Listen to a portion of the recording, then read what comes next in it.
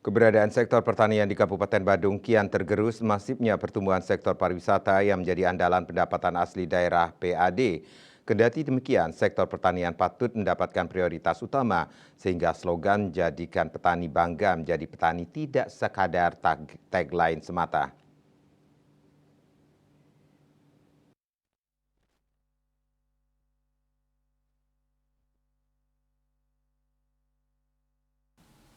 Kepala Badan Kepegawaian Pengembangan Sumber Daya Manusia BKPSDM Badung Igede Wijaya membenarkan tidak mengikuti kebijakan yang ditetapkan Pemprov Bali.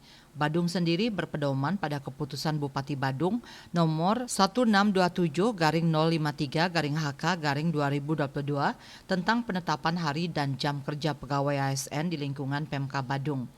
Berdasarkan keputusan Bupati Badung tersebut, hari kerja PNS yaitu 5 hari kerja yang dimulai pada hari Senin sampai hari Jumat dengan jumlah jam kerja efektif selama 37,5 jam.